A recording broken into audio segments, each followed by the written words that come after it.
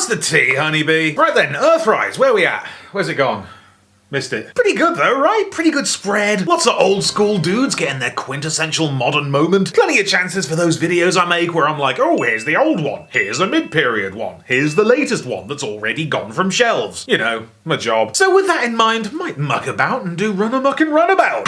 Now then, like a lot of the lads I love, the original Runner Boys hail from the lower rungs of the Transformers line from somewhere in the mid to late 80s, or mid to lateys. But they don't quite have that lesser known aspect that seems to count for so much in my mind. Like, as goons go, they're pretty prestigious, right? They got that double dickhead Ganger 2 groove on the go, they got that cool-ass monochrome contrast and the memorable names, they're a whole thing. But they still kind of align with my vibe, because they are quite shit. You hate to say it, but the Battlecharger boys truly are the basicest of bitches, with boring boxy bodies formed of flaccid folds with flat flavourless faces, guns but no hands to hold them, the most blasé of paint jobs. Pretty sure everything's a sticker. One massive foot and like a rolling stilt made out of their gimmick innards. And they're so brazenly just two of the same toy, but somehow not strictly repaints. Like the shapes and details don't seem to be shared at all. They are different, but come on, they ain't. I don't know, I do kind of love them because vintage, because rose tint, but purely on merit, they're so lame. They seem almost beneath the Transformers brand. Just the blandest black and white, barely bearable bot bums built around a bunk-ass auto-bounce pullback motor formation, so you don't really get to enjoy the car zoomies, and you don't get to enjoy transforming it. Like, the one way it's automatic, and the other way you gotta crumple it as fast as you can before the mechanism takes over. But, you know, the car modes have kinda got something. They're a sort of cool shape in a sporty Wedgemobile kind of way. The colours are neat and the vibe is unmistakably 80s. Like, I love Runamuck's ostentatious gold lip, and Runabout's windows are red. Why are they red? What's going on in there? I don't know, there's something up. Like, I always love a Decepticon car, because cars are so concretely an Autobot thing, so something about a baddie car former just somehow still feels cheeky and duplicitous. And I think these were actually the first, or at least some of the first, Decepticon cars of the after Takara era,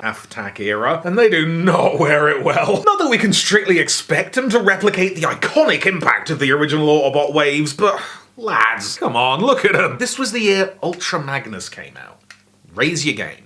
Anyway, after the G1 buzz died down, the Runner Beans kind of dropped off the radar for a bit. Longer than most. Too long. I'll say too long. I mean, there was an homage era there, but they managed to sit out the entire Classics and Universe period. Their big roles in Infiltration came and went, and I for one was aching for a new pair of those two-tone twats. But they didn't run her back until well into the 2010s, and even then it was through the Collectors Club, with all the hoop jumping and not okay pricing structures that entails. I still don't really understand how you were supposed to get them. Something about a subscription service with a separate membership plan, so you gotta pay twice, and then credit card fraud or who remembers? I only got them years later through blind luck, but at the very least the boys were indeed back in town, with Runabout renamed Overrun and packaged in a slick foamy box with no Runamuck, but with space for Runamuck, because you're gonna get him. Because you're weak. So yes, here we go with the first good figures of Roundabout and Mucky Pup, ravishingly reworked from Reveal the Shield / Generations Track / Wheeljack. Certainly a bot that's beautifully ballsy, if a bit busy, with a heaving bod and a flip ton of flair. Love the cheeky shared exclusive head sculpt and that daring 2011 full-fingered hand style, we'll live it. But you gotta say, it's a bit old hat and baggy these days, right? Same. I mean, that backpack's a lot. The legs are altogether too wide. The Turbo Track's carryover ankle feet are weird as shit, but it's still good, you know? Like Overrun's serving a severely sinister techno-goth turn, all LED red and almost black bodacity with piercing robo-vision, while Muckaroo's blazing hot like a yogurt pot in milky white with a smooth apricot center. Love that they upped the gold content ever so slightly, just keeping it subtle but adding a splash of flash. We stan a man who accessorizes. Plus you got enough aesthetic options to differentiate and keep it fresh. Differentiate? Differfreshenate? I don't know. With the switchable wings and wheels and weapons and these Reveal the Shield rub signs that don't seem to work, but like they do kind of hold up. This is solid stuff. They're trouble and they love it. They run in shit.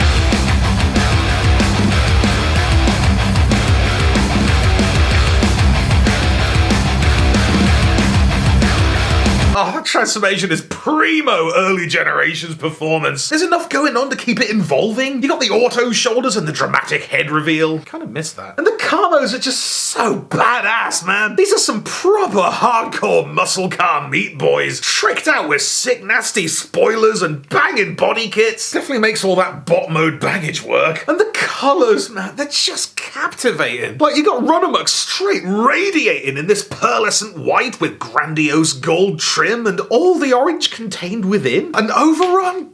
God, baby. Pardon the hype, but this has got to be one of the best looking Decepticon car modes I've ever seen. Just super mean, dark and vibrant and friggin' evil with the pointed racing stripes striking out like a blade in the night. Honestly, just some of the coolest road-bound Deceptigoons out there. Sucks you'll never own them.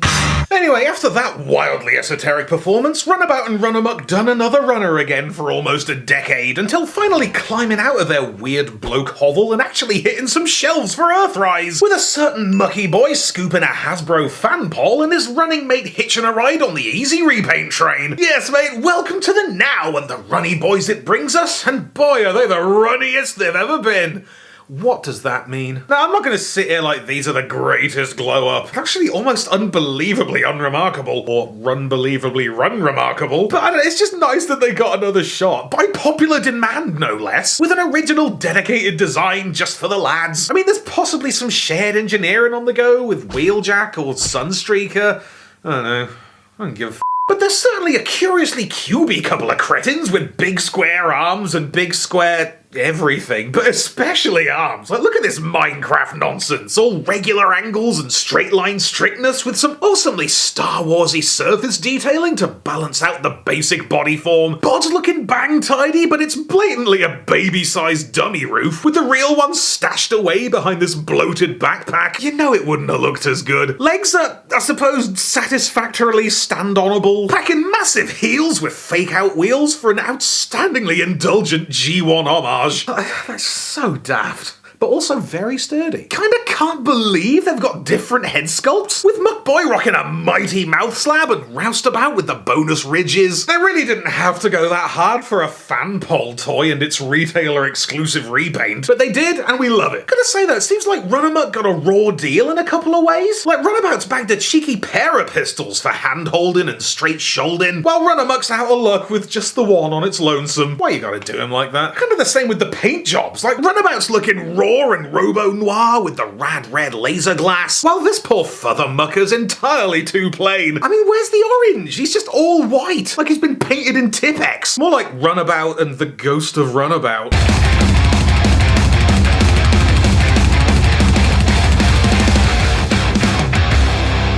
Transformation's an alright one. They're just kind of scrunched down, nothing fancy. Bit of an awkward head flip on the way back out, but we're vibing. We vibe. I don't know, the car modes end up sort of oddly underwhelming. Sorry, I'll stop. Like, I guess they're cute and compact, and this is what they should look like, but I just don't feel like they're landing like they ought to. I don't know, maybe I'm spoiled from the sheer naked brunt of the club ones, but they just feel sort of stiff and stuffy. Like, the shape's kind of off-putting. They seem to be all undercarriage. Same. The wheels are weird and the panel lines cut deep. Even Runamuck's paint feels like a strange, unpleasant matte, my old work nickname. While Runabout's once again pulling off a pinch more power with his sci-fi red tinted windows.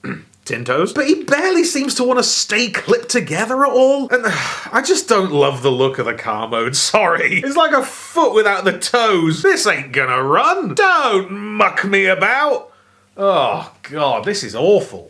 But man, I'm not here to say they're dreadful and I hate them. They're fine, you know? They're just some more Transformers for you. That's kind of what this video is. Just here's another one. Why not? It's kind of a case of, what did we expect? Have you seen the source material? Runabout and Runamuck are low-key icons of rough and tumble trouble. They is robots what is cars. They bulk up the bad guy highway team. And I don't know about you, but I can muck with that. So cheers for coming out. Big shout out to Brentasaur for helping me out with the latest Loutabout. And I am Outabout.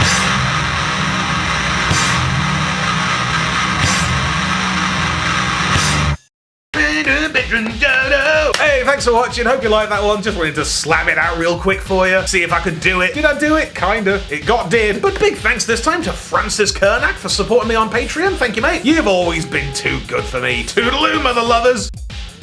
Be sure to subscribe for more Thew's awesome Transformers reviews. 2 waves late since 2008.